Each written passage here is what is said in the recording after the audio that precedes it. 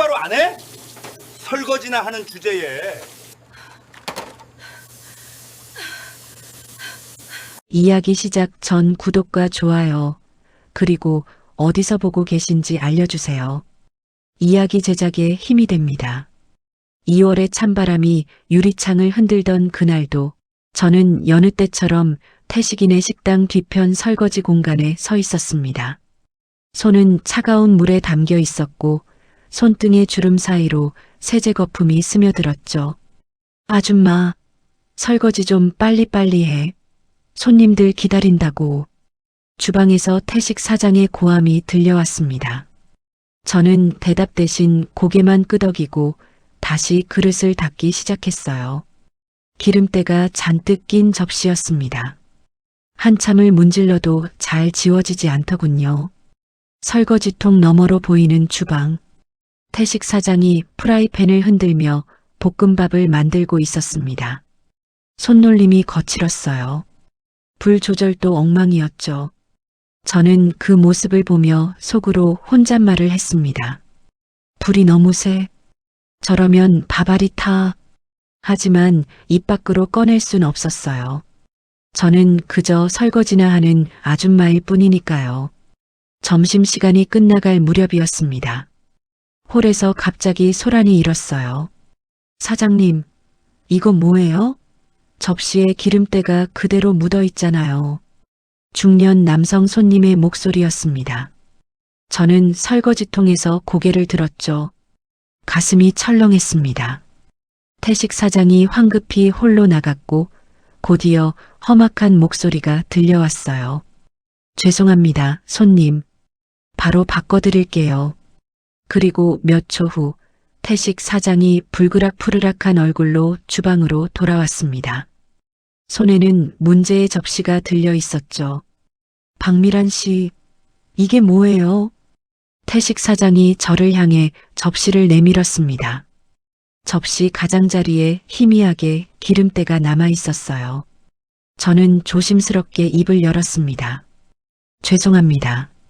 제가 다시는 무슨, 손님이 얼마나 기분 나빠하시는데, 아니, 설거지 하나 제대로 못해요? 태식 사장의 목소리가 점점 커졌습니다. 홀에 있던 다른 손님들이 이쪽을 쳐다보기 시작했어요. 저는 고개를 더 깊이 숙였습니다. 나이 드신 분들은 일을 꼼꼼히 해야 하는 거 아니에요? 이러니까 아무도 안 쓰려고 하는 거지. 기름때가 남은 건 당신이 쓴 중국산 값싼 기름 때문이야. 온도가 높아서 그릇에 눌어붙은 거라고. 하지만 저는 그 말을 삼켰습니다. 그저 작은 목소리로 사과만 되풀이했죠. 죄송합니다. 더 조심하겠습니다. 그날 오후 저는 평소보다 더 조심스럽게 설거지를 했습니다. 그릇 하나하나를 두세 번씩 닦고 빛에 비춰보며 확인했어요. 홀에서는 아르바이트생 준호가 바쁘게 움직이고 있었습니다. 가끔 저를 힐끔 쳐다보곤 했지만 말을 걸지는 않았어요. 다들 그랬습니다. 저는 그저 배경 같은 존재였죠. 손님들이 떠난 후 주방에서 태식 사장과 주방 보조의 대화 소리가 들려왔습니다. 요즘 아줌마들 정말 일 못해. 나이 들면 눈도 안 보이나 봐. 그래도 인건비는 싸잖아요. 최저시급만 주면 되니까. 웃음소리가 섞여 나왔습니다. 저는 설거지통에 물을 내려다보며 물속에 비친 제 얼굴을 보았어요. 주름진 얼굴, 힘없이 축 처진 어깨. 언제부터 이렇게 됐을까? 저녁 9시, 긴 하루가 끝났습니다. 저는 묵묵히 앞치마를 벗고 낡은 가방을 들었어요. 태식 사장은 돈 봉투를 건네며 말했습니다. 내일은 제대로 좀 해요. 손님 기분 상하게 하지 말고. 네. 저는 고개를 숙이고 식당을 나섰습니다. 2월의 찬바람이 얼굴을 때렸어요. 하숙집까지는 걸어서 20분 거리였습니다. 좁은 골목길을 따라 걸으며 저는 하늘을 올려다봤어요. 별이 하나도 보이지 않는 밤하늘이었죠. 하숙집 방에 들어서자 익숙한 냄새가 코를 찔렀습니다. 곰팡이 냄새와 오래된 이불 냄새. 저는 가방을 내려놓고 작은 전기장판 위에 주저앉았어요. 손이 저절로 가방 속으로 들어갔습니다. 가장 깊은 곳, 낡은 헝겊에 쌓여 있는 것. 저는 조심스럽게 그것을 꺼냈습니다. 녹슨 셰프 나이프, 프랑스제 칼이었죠. 한때는 은빛으로 빛났던 칼날. 이제는 녹이 슬어 있었지만 여전히 날카로움만은 남아 있었습니다. 손잡이에 새겨진 글자가 어렴풋이 보였어요. 셰프 MIRAN. 저는 그 칼을 쓰다듬으며 눈을 감았습니다. 기억이 밀려왔어요. 파리의 그 레스토랑, 환한 주방 조명 아래에서 요리하던 날들, 손님들의 감탄, 미슐랭 스타의 무게, 그리고 딸 수진이의 얼굴. 엄마, 나 오늘 엄마 요리 먹고 싶어. 김치찌개, 백혈병 병동의 차가운 공기, 창백한 딸의 얼굴. 그때 저는 대답했죠. 수진아, 엄마 지금 바빠. 조금만 기다려. 금방 갈게. 하지만 저는 가지 못했습니다. 레스토랑에 예약이 꽉 차 있었거든요. 미슐랭 가이드 심사위원이 온다는 소식도 있었고요. 그리고 일주일 후 수진이는 세상을 떠났습니다. 저는 칼을 가슴에 안고 작은 목소리로 중얼거렸습니다. 수진아, 엄마는 아직도 용서받지 못했구나. 눈물이 칼날 위로 떨어졌습니다. 녹슨 칼날이 눈물에 젖어 희미하게 빛을 반사했죠. 밖에서는 찬바람 소리만 들려왔습니다. 2월 중순 식당의 공기가 달라지기 시작했습니다. 어느 날 아침 저는 평소처럼 식당 뒤편 창고로 식재료를 정리하러 갔어요. 그런데 냉장고 문을 여는 순간 코를 찌르는 냄새가 났습니다. 이건 상한 냄새야. 저는 조심스럽게 냉장고 안을 들여다봤어요. 닭고기 팩에서 핏물이 새어나오고 있었고 채소들은 시들어 갈색으로 변해 있었죠. 유통기한을 확인했습니다. 일주일이 지난 것들이었어요. 주방으로 돌아가 태식 사장에게 조심스럽게 말했습니다. 사장님, 냉장고 재료들이 좀. 뭐가? 태식 사장이 귀찮다는 듯 대답했어요. 유통기한이 지난 것 같은데요. 냄새도 나고. 아, 그거 그냥 써. 조금 지났다고 상하나. 불에 익히면 다 똑같아. 하지만 아줌마는 설거지나 해. 식재료 관리는 내가 알아서 할 테니까. 태식 사장이 손을 휘저으며 저를 쫓아냈습니다. 저는 할 말을 잃고 설거지통으로 돌아올 수밖에 없었어요. 이러면 안 되는데. 손님들한테 문제가 생길 텐데. 일주일이 지났습니다. 식당의 위생 상태는 점점 더 나빠졌어요. 태식 사장은 돈을 아끼려고 상한 재료를 계속 사용했고 주방 바닥은 기름때로 미끄러웠죠. 그날도 점심시간은 바쁘게 돌아가고 있었습니다. 저는 설거지를 하며 주방 쪽을 힐끗힐끗 쳐다봤어요. 태식 사장이 어제 본 그 닭고기로 볶음 요리를 만들고 있었습니다. 저 닭고기, 냄새가 이상했는데 불안한 예감이 가슴을 짓눌렀습니다. 오후 2시쯤이었을 거예요. 홀에서 갑자기 비명소리가 들려왔습니다. 할머니, 할머니. 준호의 다급한 목소리였어요. 저는 설거지하던 손을 멈추고 홀로 뛰어나갔습니다. 단골 할머니 손님이 바닥에 쓰러져 있었어요. 얼굴이 창백했고 입술은 파랗게 질려 있었죠. 손으로 배를 움켜쥐고 신음하고 계셨습니다. 배가 너무 아파. 119 불렀어요. 준호가 소리쳤고 다른 손님들은 겁에 질린 표정으로 상황을 지켜봤습니다. 태식 사장이 주방에서 뛰어나왔어요. 그의 얼굴도 새하얗게 질려 있었죠. 이게 무슨... 곧 구급차가 도착했고 할머니는 응급실로 실려갔습니다. 손님들이 모두 나간 후 식당은 무거운 침묵에 잠겼습니다. 태식 사장이 주방에서 담배를 피우며 중얼거렸어요. 젠장, 이거 큰일 났네. 저는 용기를 내서 입을 열었습니다. 사장님, 제가 말씀드렸잖아요. 재료가 상했다고. 순간 태식 사장의 얼굴이 일그러졌습니다. 뭐, 지금 나한테 책임 떠넘기는 거야? 그게 아니라. 아니긴 뭐가 아니야.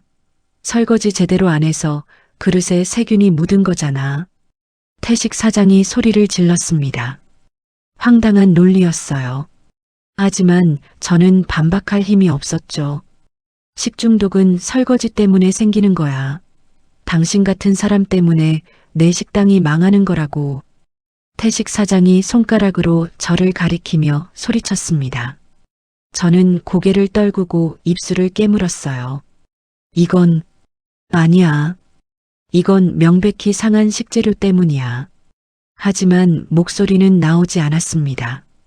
그때 홀에서 일하던 준호가 주방으로 들어왔습니다. 사장님, 그건 아니에요. 준호의 목소리는 떨리고 있었지만 단호했어요. 뭐? 식중독은 설거지 때문이 아니에요. 저도 봤어요. 사장님이 유통기한 지난 닭고기 쓰시는 거. 태식 사장의 얼굴이 붉게 달아올랐습니다. 야, 이 자식이 지금 뭐라는 거야? 냉장고에 있던 재료들 다 상해 있었어요. 냄새도 이상했고 아주머니가 여러 번 말씀하셨잖아요. 준호가 저를 바라봤습니다. 그의 눈빛에는 미안함과 존경이 섞여 있었어요. 태식 사장이 주먹을 쥐며 준호에게 다가갔습니다. 당장 나가. 너 오늘부터 나올 필요 없어. 좋아요. 어차피 이런 식당에서 더 일하고 싶지 않았어요. 준호가 앞치마를 벗어 바닥에 던졌습니다. 그리고 저를 향해 고개를 숙였어요. 아주머니, 죄송해요. 진작 말씀드렸어야 했는데. 저는 아무 말도 하지 못한 채 준호가 떠나는 모습을 바라봤습니다. 해가 질 무렵 저는 식당 뒤편 골목에서 담배 연기 냄새를 맡으며 서 있었어요. 준호가 벽에 기대서서 담배를 피우고 있었습니다. 아주머니. 준호가 저를 보고 담배를 끄며 다가왔어요. 괜찮으세요? 미안해요. 당신 때문에. 아니에요. 어차피 그만둘 생각이었어요. 준호가 쓸쓸하게 웃었습니다. 그리고 잠시 망설이더니 조심스럽게 물었어요. 아주머니, 혹시 요리하실 줄 아세요? 그 질문에 제 심장이 쿵 하고 내려앉았습니다. 왜? 그런 걸 물어보죠? 그냥요.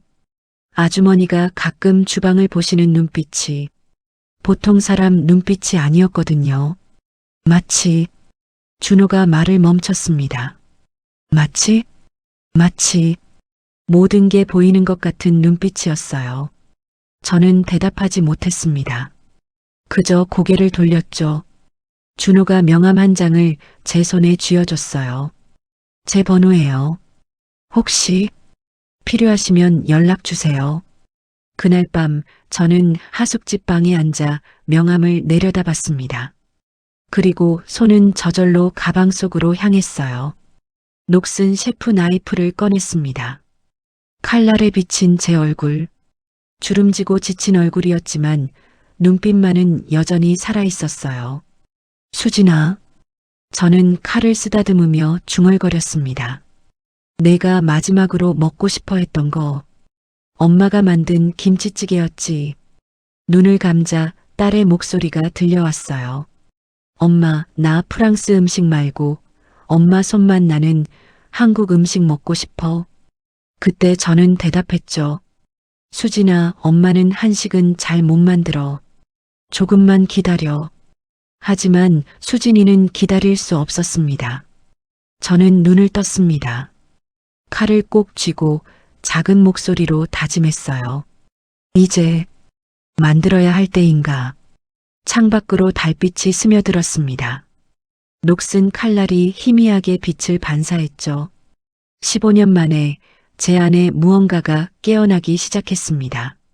식중독 사건 이후 일주일 태식이네 식당은 텅 비어 있었습니다. 저는 설거지통 앞에 서 있었지만 닦을 그릇이 없었어요. 손님이 오지 않으니 그릇도 쌓이지 않았죠. 홀에는 태식 사장만 덩그러니 앉아 휴대폰을 들여다보고 있었습니다. 그의 얼굴은 창백했어요. 젠장, 이거 완전히 망했네. 태식 사장이 중얼거렸습니다. 손에 든 휴대폰 화면에는 지역 커뮤니티 게시글이 떠 있었어요. 태식이네 식당 식중독 주의. 할머니 응급실 실려갔대요. 거기 위생 엉망이래. 절대 가지 마세요. 댓글이 수십 개 달려 있었습니다. 태식 사장이 휴대폰을 집어 던지며 소리쳤어요. 이게 다 누구 때문이야? 설거지나 제대로 했으면 이런 일이. 저를 향한 말이었지만 저는 대답하지 않았습니다. 이미 진실은 명백했으니까요. 상한 재료를 쓴 건 당신이야. 나는 그저 경고했을 뿐이고. 그날 오후 식당 문이 열리는 소리가 났습니다. 손님인가 싶어 태식 사장이 벌떡 일어났지만 들어온 사람은 준호였어요. 뭐야 너? 태식 사장이 인상을 찌푸렸습니다. 아주머니 계세요? 준호는 태식 사장을 무시하고 저를 찾았어요. 저는 설거지통 뒤에서 조심스럽게 고개를 내밀었습니다. 왜 왔어요? 아주머니랑 잠깐 얘기 좀 하고 싶어서요. 준호가 제 앞으로 다가왔습니다. 손에는 비닐봉지 2개가 들려 있었어요. 밖에서 얘기해요. 식당 뒤편 골목. 준호가 비닐봉지를 제 앞에 내려놓았습니다. 뭐예요, 이게? 식재료요. 양파, 당근, 감자, 그리고 신선한 닭고기. 준호가 봉지를 열어 보여줬어요. 싱싱한 채소들과 정육점에서 막 사온 듯한 닭고기가 들어 있었죠. 왜 이런 걸? 아주머니, 제가 재료 살 테니 한 번만 요리해 주실 수 있어요? 준호의 목소리에는 간절함이 묻어 있었습니다. 무슨 소리예요? 저요, 요리를 배우고 싶었어요. 평생 꿈이었거든요. 근데 돈도 없고 배울 곳도 없고. 준호가 잠시 말을 멈췄습니다. 그리고 제 눈을 똑바로 쳐다보며 말했어요. 아주머니는 요리할 줄 아시잖아요. 제가 봤어요. 주방을 바라보는 눈빛, 칼 다루는 손놀림을 유심히 보시는 모습. 저는 고개를 저었습니다. 착각이에요. 난 그냥 설거지나 하는 사람이에요. 아니에요. 준호가 단호하게 말했습니다. 제발이요. 한 번만, 딱 한 번만이라도 요리하는 모습을 보여주세요. 제가 정말 간절해요. 저는 준호의 눈을 보았습니다. 그 눈빛에는 제가 오래전에 가졌던 것과 똑같은 열정이 담겨 있었어요. 나도 저랬었지. 처음 요리를 시작했을 때 단 한 번만이에요. 저는 결국 고개를 끄덕였습니다. 새벽 4시, 식당은 조용했습니다. 준호가 뒷문을 열어줬고 저는 조심스럽게 주방으로 들어갔어요. 15년 만에 제대로 된 주방에 서는 거였습니다. 형광등 불빛이 차갑게 주방을 비췄어요. 가스레인지, 도마, 칼들. 모든 것이 낡고 지저분했지만 제게는 무대처럼 느껴졌습니다. 저는 하숙집에서 가져온 녹슨 셰프 나이프를 조리대 위에 올려놓았어요. 그 칼, 뭔가 특별해 보여요. 준호가 조심스럽게 말했습니다. 오래된 거예요. 저는 대답을 얼버무리고 준호가 가져온 재료들을 펼쳤습니다. 양파 3개, 당근 2개, 감자 4개, 그리고 닭고기. 이걸로 뭘 만들지? 제 손이 저절로 양파로 향했습니다. 양파를 집어든 순간 손이 떨렸습니다. 할 수 있을까? 15년이나 지났는데. 저는 셰프 나이프를 집어들었어요. 녹슨 칼날이 형광등 불빛을 반사했죠. 양파의 껍질을 벗기고 반으로 자르고 도마 위에 올렸습니다. 그리고 칼을 쥐었어요. 첫 칼질. 슥. 얇은 단면이 드러났습니다. 완벽한 각도였어요. 두 번째 칼질. 슥. 칼날이 양파를 미끄러지듯 지나갔습니다. 세 번째, 네 번째, 다섯 번째. 슥, 슥, 슥. 손이 움직이기 시작했습니다. 떨림은 사라졌어요. 마치 어제도 이렇게 칼질했던 것처럼 손은 정확히 기억하고 있었죠. 2mm 간격의 완벽한 브루노아즈 커팅. 양파가 정육면체 모양으로 잘려나갔습니다. 준호가 숨을 죽이고 지켜보고 있었어요. 세상에, 저는 칼을 멈추지 않았습니다. 당근, 감자 모두 같은 크기로 썰어냈어요. 손놀림은 기계처럼 정확했고 리듬감이 있었습니다. 아직 잊지 않았구나. 모든 재료를 손질하고 나서 저는 칼을 내려놓았습니다. 도마 위에는 완벽하게 정리된 채소들이 놓여 있었어요.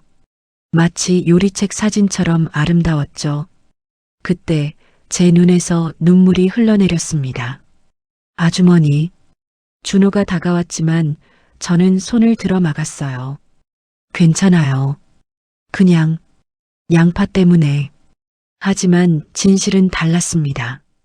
양파 때문이 아니었어요. 난 아직도 셰프구나.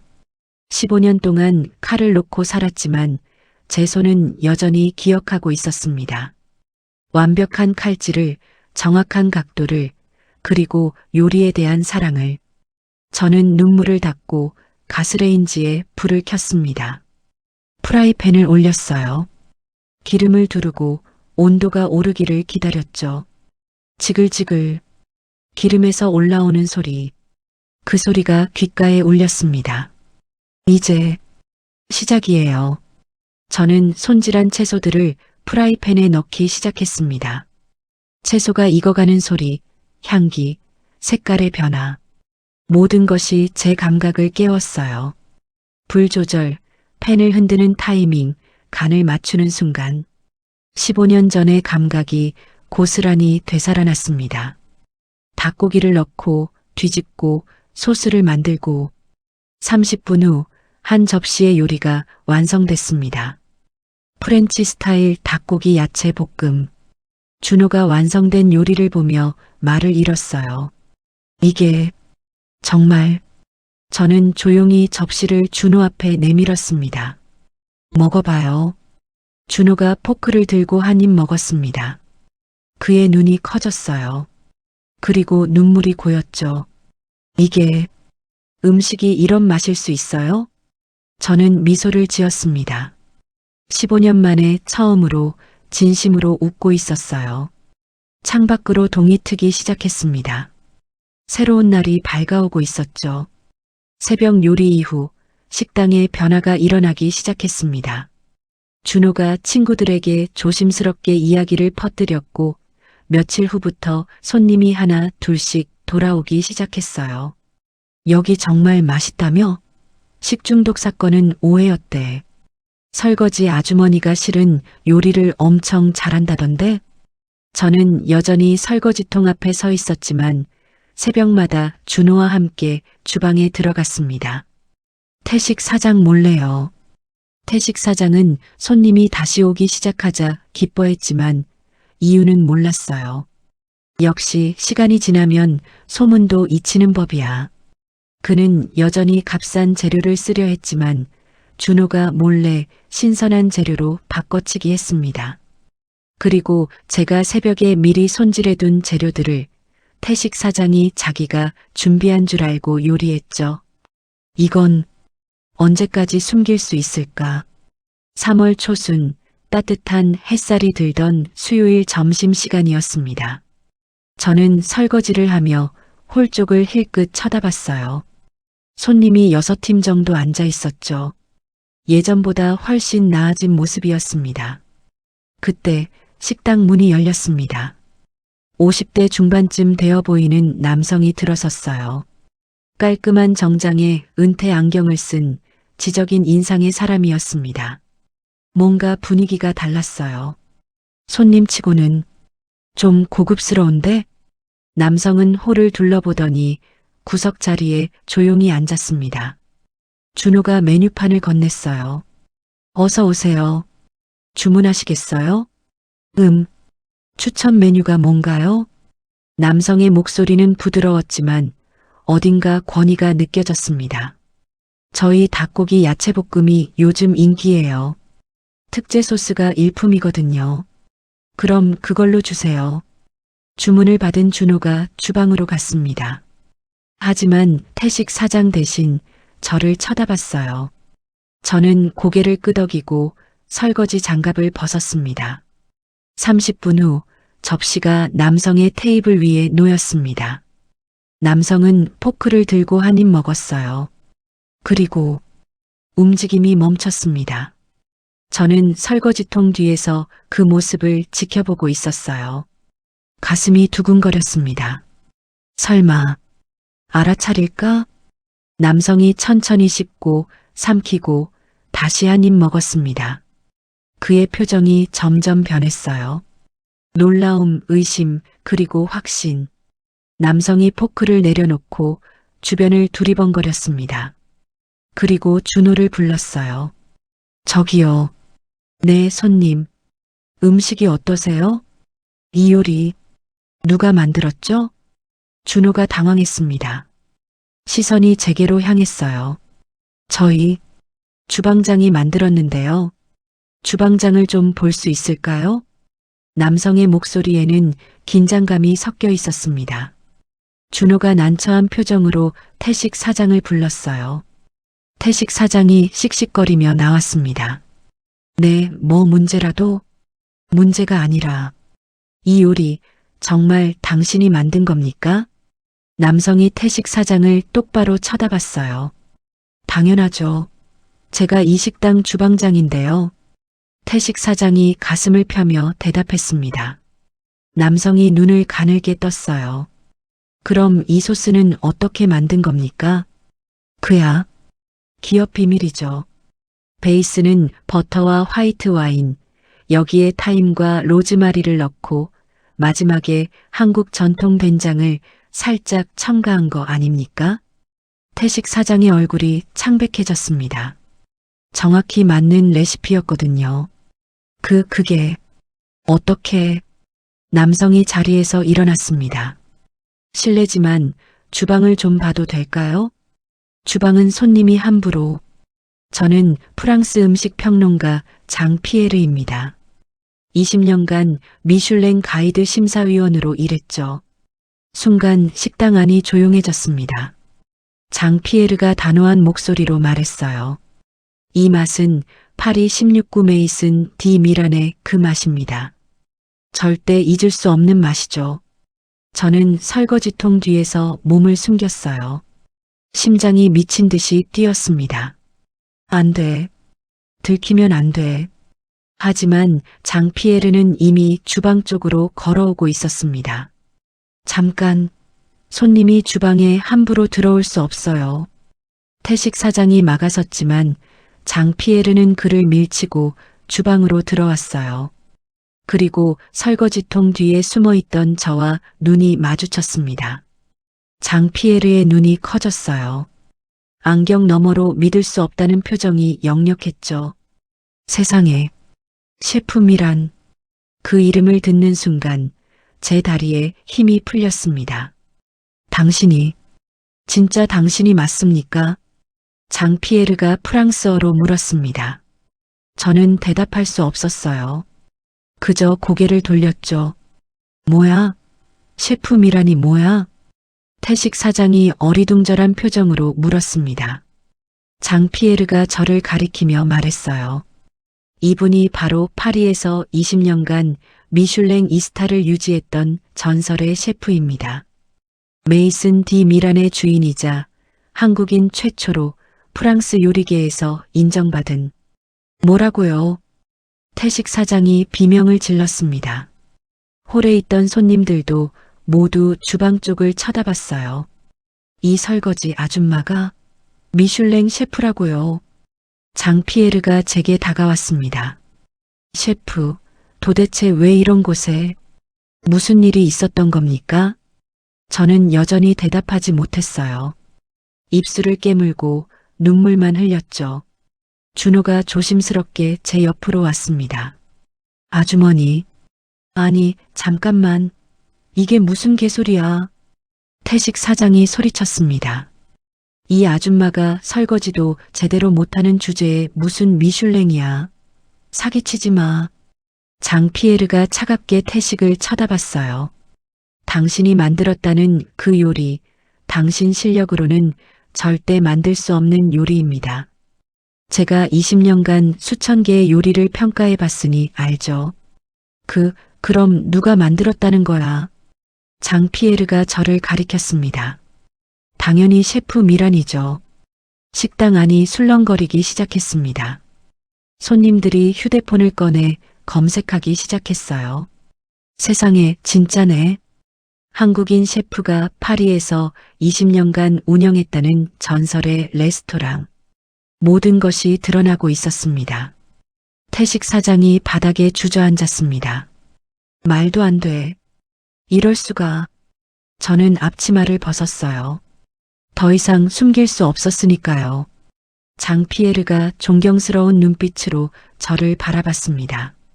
셰프, 당신의 요리를 다시 맛볼 수 있어서 영광입니다. 그런데 왜 이런 곳에서? 저는 조용히 대답했습니다. 속죄하고 있었어요. 속죄요? 제가 지킨 것을 지키지 못했거든요. 가장 소중한 것을. 제 목소리는 떨리고 있었지만 처음으로 진실을 말하고 있었어요. 준호가 제 손을 꼭 잡아줬습니다. 창밖으로 따뜻한 햇살이 들어왔습니다. 15년간의 어둠이 서서히 걷히고 있었죠. 장피에르의 폭로 이후 식당은 순식간에 아수라장이 되었습니다. 사진 좀 찍어도 될까요? 인터뷰 부탁드립니다. 손님들이 휴대폰을 들고 저를 향해 몰려들었어요. 플래시가 터졌고 질문이 쏟아졌죠. 정말 파리에서 미슐랭 레스토랑을 운영하셨어요? 왜 한국으로 돌아오신 거예요? 왜 설거지를 하고 계셨던 거죠? 저는 숨이 막혔습니다. 사람들에 둘러싸여 마치 동물원 우리 안에 동물이 된 기분이었어요. 이러려고 정체를 숨겼던 게 아니었는데. 태식 사장은 구석에 서서 멍하니 상황을 지켜보고 있었습니다. 그의 얼굴에는 황당함, 분노, 그리고 두려움이 뒤섞여 있었어요. 이게 말이 돼? 태식 사장이 중얼거렸습니다. 저는 더 이상 견딜 수 없었어요. 사람들 사이를 비집고 나와 설거지통으로 돌아갔습니다. 그것이 제가 속한 자리였으니까요. 차가운 물에 손을 담그고 그릇을 닦기 시작했어요. 손이 떨렸지만 어쩔 수 없었습니다. 아주머니, 준호가 제 옆으로 왔습니다. 다른 사람들과 달리 그의 목소리는 조용했어요. 괜찮으세요? 저는 대답하지 않았습니다. 그저 그릇을 닦을 뿐이었죠. 모두들 밖으로 나가셨어요. 사장님이 오늘 영업 끝이라고 문 닫았거든요. 그래요. 아주머니, 왜 다시 설거지통으로 오신 거예요? 준호의 질문에 저는 손을 멈췄습니다. 여기가 내 자리니까. 아니에요. 준호가 단호하게 말했습니다. 아주머니 자리는 주방이에요. 칼을 쥐고 요리를 만드는 곳이요. 저는 고개를 저었어요. 아니야. 난 그럴 자격이 없어. 그날 오후 식당 밖에는 사람들이 모여들기 시작했습니다. 장피에르가 SNS에 올린 글 때문이었어요. 파리 전설의 셰프 MIRAN을 한국의 작은 식당에서 만났다. 그녀의 손은 여전히 마법을 부린다. 댓글이 수백 개 달렸고 공유가 폭발적으로 일어났습니다. 헐, 진짜예요? 파리 그 레스토랑? 미슐랭 2스타 셰프가 한국에서 설거지를? 이거 완전 영화 같은데. 지역 방송국에서 취재 요청이 들어왔고 맛집 블로거들이 식당 앞에 줄을 서기 시작했어요. 태식 사장은 혼란스러워했습니다. 이 상황을 어떻게 해야 할지 몰랐죠. 이거 완전 대박인데. 근데 왜 나는 기분이 이 모양이지? 태식 사장이 중얼거렸습니다. 자신이 설거지 아줌마라고 무시했던 사람이 실은 자신보다 1000배, 10,000배 뛰어난 셰프였다는 사실. 그 모욕감과 자괴감이 그를 짓눌렀어요. 저녁 7시 모든 사람이 떠나고 식당은 조용해졌습니다. 저는 설거지를 마치고 앞치마를 벗었어요. 오늘 하루가 악몽 같았습니다. 집으로 돌아가려는데 태식 사장이 제 앞을 막아섰습니다. 박미란 씨, 그의 목소리는 이상하게 떨리고 있었어요. 네, 잠깐, 얘기 좀 할 수 있을까요? 저는 고개를 끄덕였습니다. 우리는 식당 안 테이블을 사이에 두고 마주 앉았어요. 태식 사장은 한참 동안 말을 꺼내지 못했습니다. 그의 손이 떨리고 있었어요. 자존심과 현실 사이에서 갈등하고 있는 모습이었죠. 마침내 태식 사장이 고개를 숙였습니다. 아주머니, 아니 셰프님. 태식 사장의 목소리가 갈라졌습니다. 제발, 저 좀 도와주세요. 저는 그를 바라봤어요.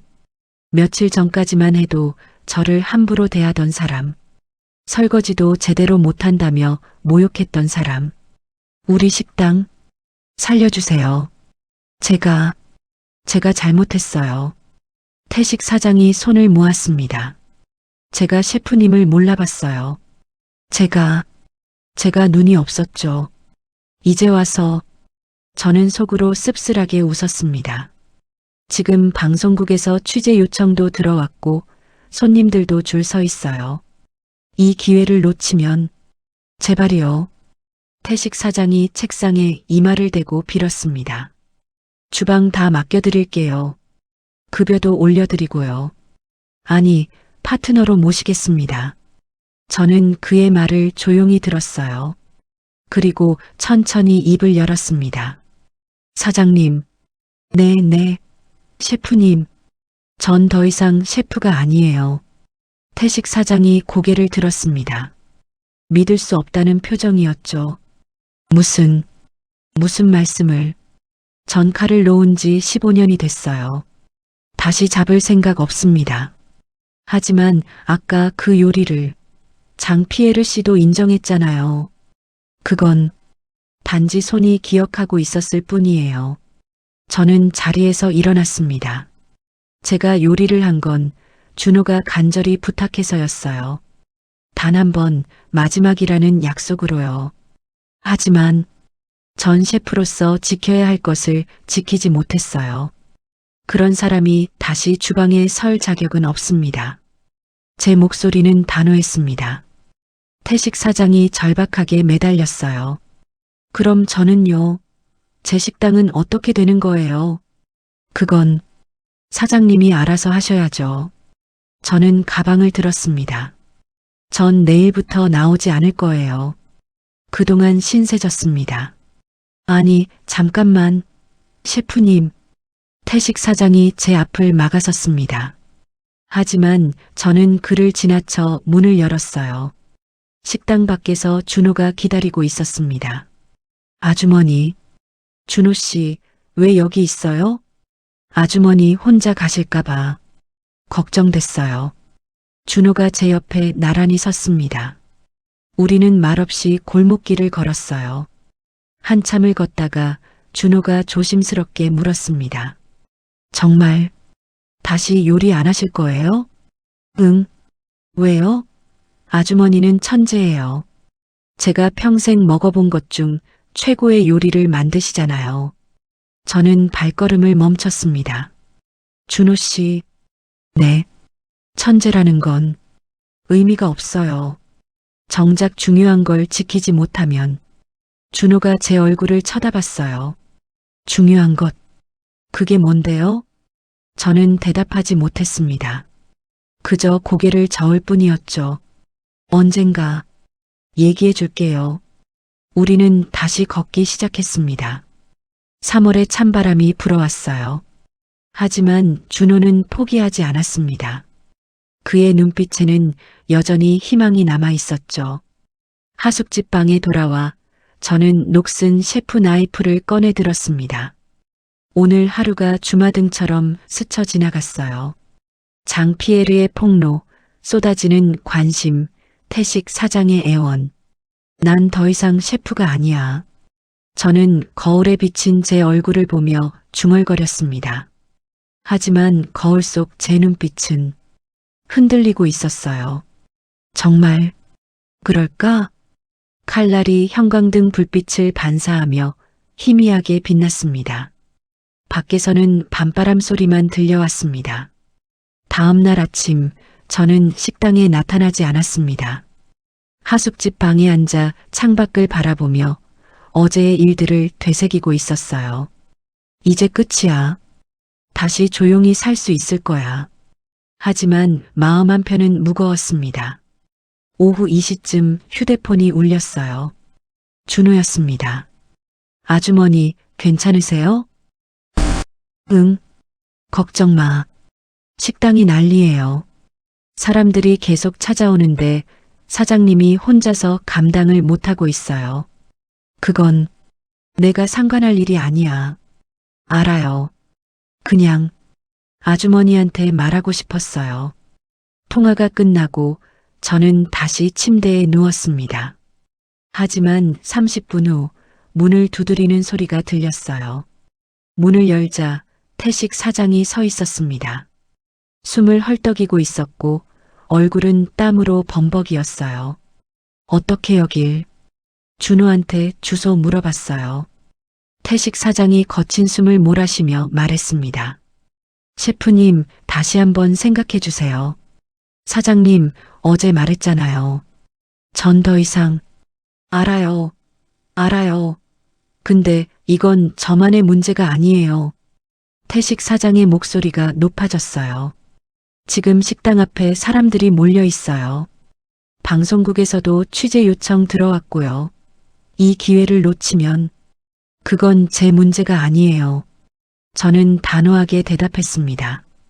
태식 사장의 얼굴이 일그러졌어요.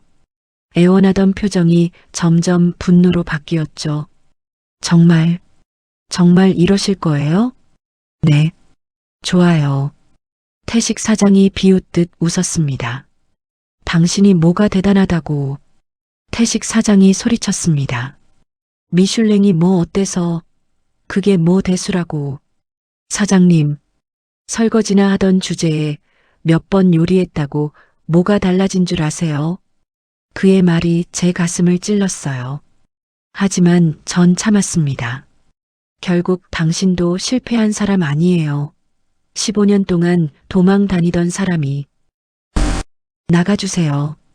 파리에서 도망쳐와서 한국에서 설거지나 하던 사람이 무슨 자존심이에요.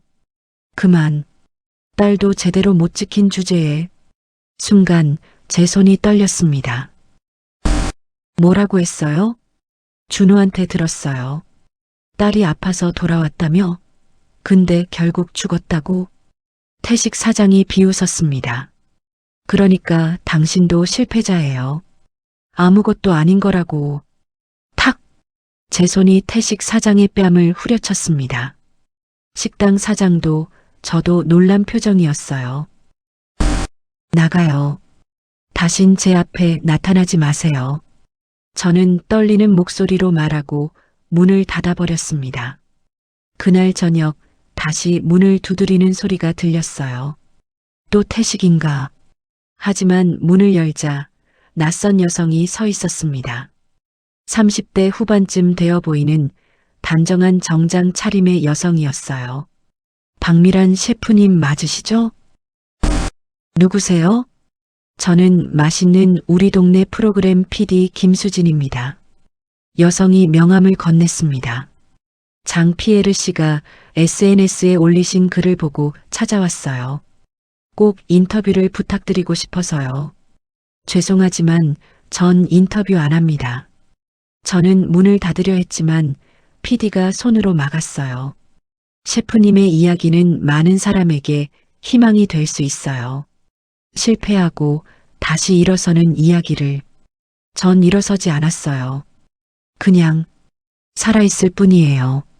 그래도 셰프님의 요리는 살아있잖아요. PD의 말에 저는 잠시 멈췄습니다. 다음 날 오전 저는 결국 식당 앞에 다시 서 있었습니다. PD가 계속 연락했고 준호도 메시지를 보냈거든요. 아주머니, 제발 한 번만. 제가 간절히 부탁드려요. 식당 앞에는 방송 장비들이 세팅되어 있었어요. 카메라, 조명, 스태프들. 태식 사장이 저를 보더니 비웃었습니다. 왔네요? 결국 방송 타고 싶어서? 저는 대답하지 않았습니다. PD가 다가왔어요. 셰프님 감사합니다. 간단한 요리 시연과 인터뷰만 부탁드릴게요. 알겠습니다. 준호가 주방에서 나왔습니다. 그의 눈은 빨갛게 충혈되어 있었어요. 아주머니. 그리고 갑자기 준호가 제 앞에 무릎을 꿇었습니다. 준호 씨, 뭐 하는 거예요? 아주머니, 저는 아주머니의 요리를 다시 보고 싶어요.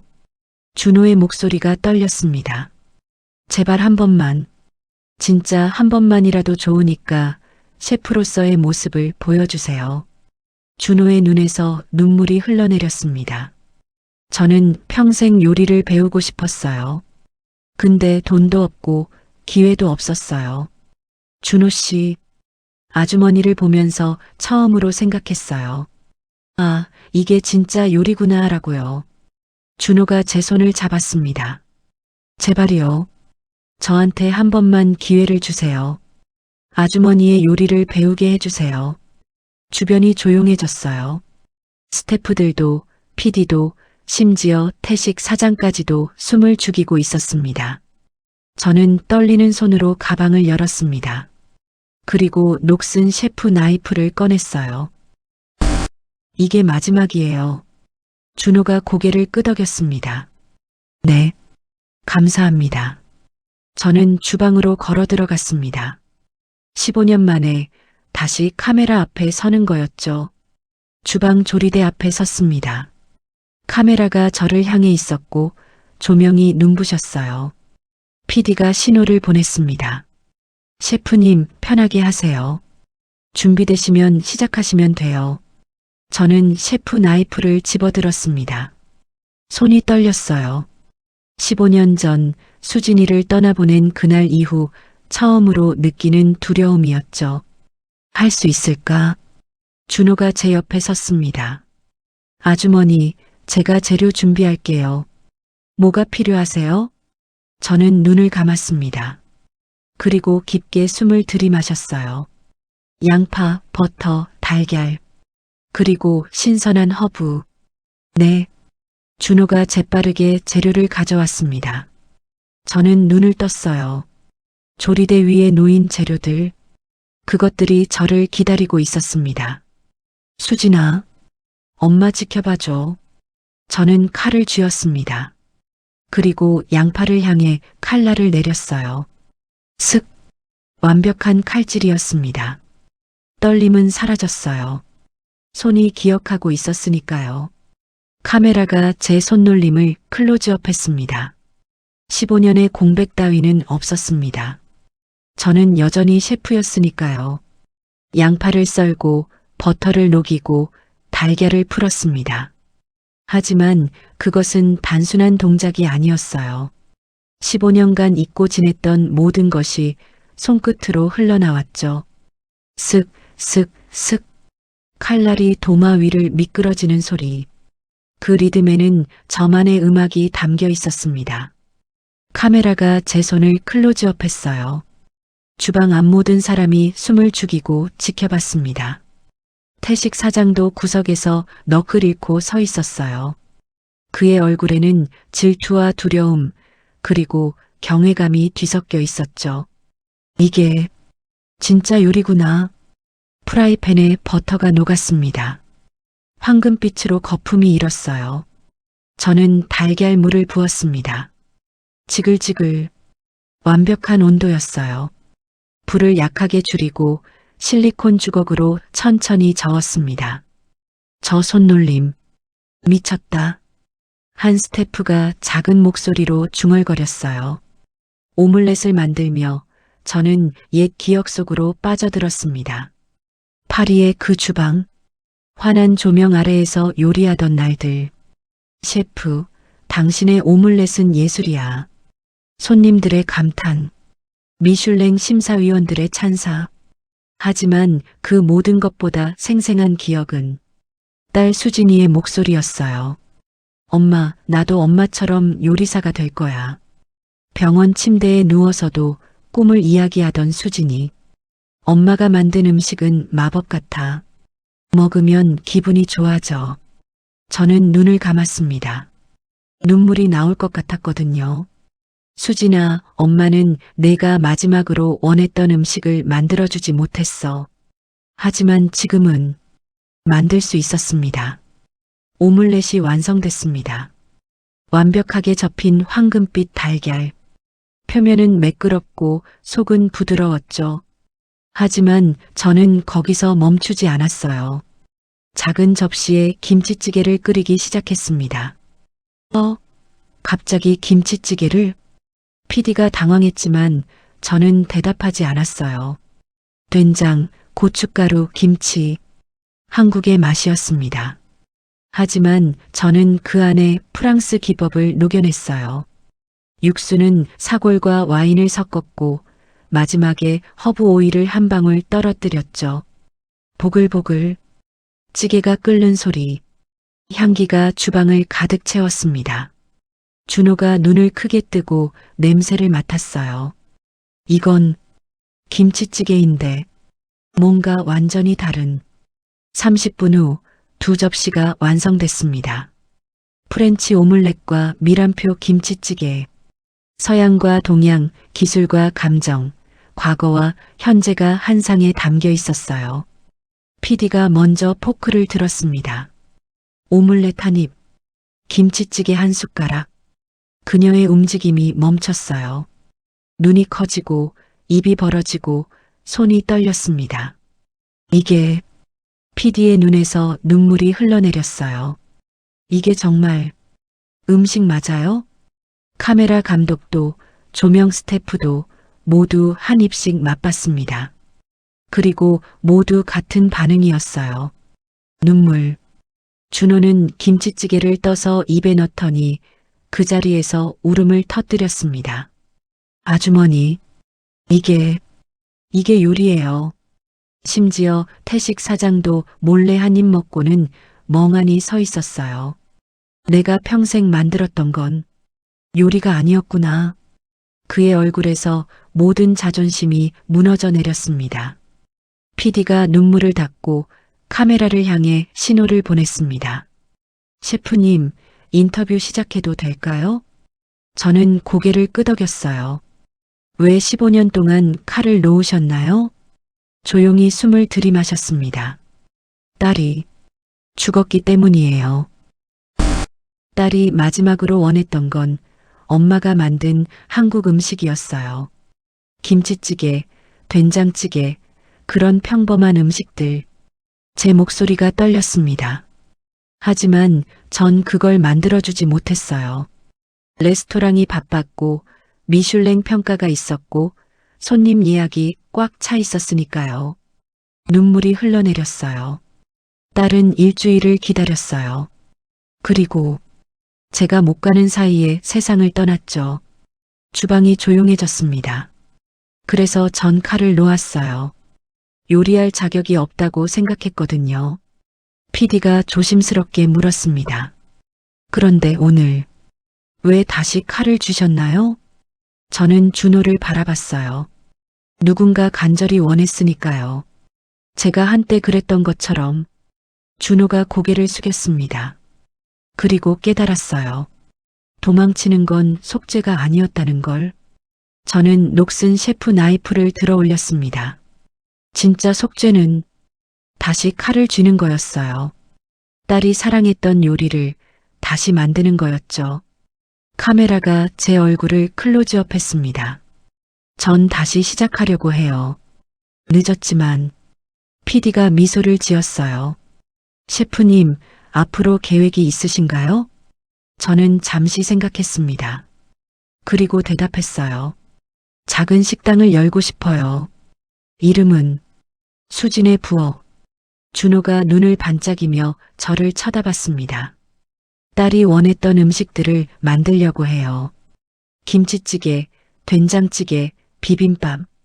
그런 평범하지만 영혼이 담긴 음식들을요. 그때 태식 사장이 비틀거리며 앞으로 나왔습니다. 셰프님, 그의 목소리는 떨리고 있었어요. 제가 잘못했어요. 태식 사장이 무릎을 꿇었습니다. 제가 당신을 무시했어요. 모욕했어요. 딸 이야기까지. 정말 죄송합니다. 저는 그를 내려다봤어요. 사장님, 네. 용서는 시간이 필요해요. 하지만 한 가지는 확실해요. 저는 앞치마를 벗었습니다. 전 이제 여기서 일하지 않을 거예요. 태식 사장의 얼굴이 창백해졌습니다. 그럼 제 식당은 사장님이 알아서 하셔야죠. 제대로 된 요리를 배우시든지 아니면 다른 셰프를 구하시든지. 저는 준호를 돌아봤어요. 준호 씨, 저랑 같이 갈래요? 준호의 눈이 커졌습니다. 정말요? 내 첫 제자. 어때요? 준호가 대답 대신 저를 껴안았습니다. 촬영이 끝나고 저는 식당을 나섰어요. 석양이 지고 있었습니다. 주황빛 하늘이 아름다웠죠. 준호가 제 옆에서 물었습니다. 아주머니, 정말 새 식당 여실 거예요? 응. 이번엔 제대로. 전 뭘 하면 돼요? 일단 설거지부터. 저는 웃으며 대답했어요. 준호도 웃었습니다. 우리는 나란히 길을 걸었어요. 석양을 향해서요. 15년 만에 저는 다시 셰프가 되었습니다. 이번에는 도망치지 않을 거예요. 딸과의 약속을 지키기 위해서라도. 저는 택시를 탔습니다. 어디로 모실까요? 공원 묘지로 가주세요. 차 안에서 준비한 도시락을 내려다봤어요. 김치찌개, 된장국, 계란말이, 나물 반찬들. 수진이가 좋아하던 음식들이었죠. 30분 후 묘지에 도착했습니다. 작은 묘비 앞에 섰어요. 사랑하는 딸 김수진. 15년 만에 제대로 찾아온 거였습니다. 저는 무릎을 꿇고 도시락을 펼쳤어요. 수진아, 엄마야. 목소리가 떨렸습니다. 늦었지? 정말 많이 늦었어. 눈물이 흘러내렸어요. 내가 먹고 싶어 했던 거 엄마가 이제야 만들어 왔어. 바람이 불어왔습니다. 마치 수진이가 대답하는 것 같았어요. 엄마 15년 동안 도망 다녔어. 너한테 미안해서. 근데 말이야, 수진아. 저는 묘비를 쓰다듬었습니다. 엄마가 깨달았어. 도망치는 게 진짜 미안한 거였다는 걸. 따뜻한 햇살이 내려왔어요. 내가 사랑했던 엄마의 요리를 다른 사람들한테 못 보여주는 게 더 미안한 거였어. 김치찌개 뚜껑을 열었습니다. 김이 모락모락 올라왔죠. 엄마 이제 다시 시작할 거야. 내 이름으로 된 식당을 열 거야. 수진의 부엌이라고. 바람이 다시 불었습니다. 나뭇잎들이 바스락거렸어요. 거기서 너 같은 아이들한테 밥 해줄 거야. 아프거나 힘들거나 외로운 사람들한테. 저는 김치찌개를 묘비 앞에 놓았습니다. 그게 엄마가 할 수 있는 속죄야. 용서받을 수 있을까? 한참을 무릎 꿇고 있었어요. 해가 기울고 석양이 묘지를 물들였습니다. 마음이 편안해졌습니다. 15년 만에 처음으로 제 마음이 가벼워진 것 같았어요. 수진아, 엄마 이제 갈게. 저는 천천히 일어섰습니다. 자주 올게. 맛있는 거 많이 해서 올게. 묘지를 나서며 뒤돌아봤어요. 작은 묘비가 석양을 받아 빛나고 있었습니다. 안녕, 내 딸. 1년 후 수진의 부엌은 작지만 따뜻한 명소가 됐습니다. 미슐랭 스타는 없었지만 사람들의 마음을 어루만지는 맛이 있었죠. 준호는 제 곁에서 훌륭한 요리사로 성장했고 태식 사장은 가끔 찾아와 조용히 식사를 하곤 했어요. 그리고 저는 매주 일요일 수진이의 묘를 찾아갔습니다. 항상 새로운 요리를 들고요. 수진아, 이번 주는 너 좋아하던 잡채 만들어 왔어. 바람이 불었습니다. 저는 이제 알아요. 용서는 누군가에게 받는 게 아니라 스스로 찾아가는 거라는 걸. 그리고 진짜 속죄는 도망이 아니라 다시 살아가는 거라는 걸. 칼을 쥔 제 손은 더 이상 떨리지 않았습니다.